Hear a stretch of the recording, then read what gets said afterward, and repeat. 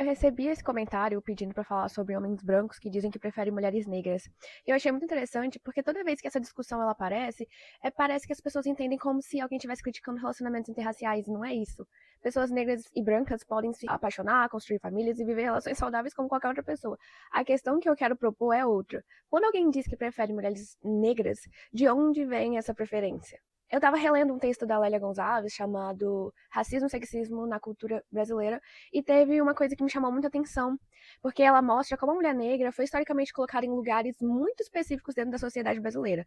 Muitas vezes ela não era vista como uma pessoa completa com a sua própria individualidade, ela era reduzida a determinados papéis. Ou aparecia ligada ao cuidado, ao trabalho e à servidão, ou aparecia como um corpo constantemente sexualizado. E quando a gente entende esse contexto histórico, algumas falas começam a ganhar outro significado, porque às vezes alguém diz que prefere mulheres negras e quando explica o motivo fala coisas como porque elas são mais sensuais, porque elas são mais quentes, são mais fortes, mais decididas. E aí eu fico pensando, será que nós estamos falando de uma mulher real? Ou estamos falando de uma imagem construída sobre mulheres negras? Porque existe uma diferença muito grande entre admirar uma mulher negra e admirar um estereótipo sobre ela. E lendo Bell Hooks, eu encontrei uma reflexão que conversa muito com isso. Ela fala sobre situações em que pessoas brancas enxergam o contato com pessoas negras quase como uma experiência, como algo diferente, como algo mais intenso, mais exótico, e eu acho que isso ajuda a entender por que algumas mulheres negras ficam desconfortáveis com certos discursos de preferência.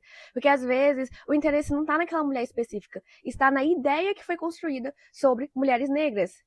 E aí isso muda tudo, porque existe uma diferença entre desejar uma pessoa e desejar uma fantasia construída sobre ela. E aí tem uma coisa que eu acho que a gente fala pouco: o racismo não influencia apenas a forma como as pessoas negras são tratadas.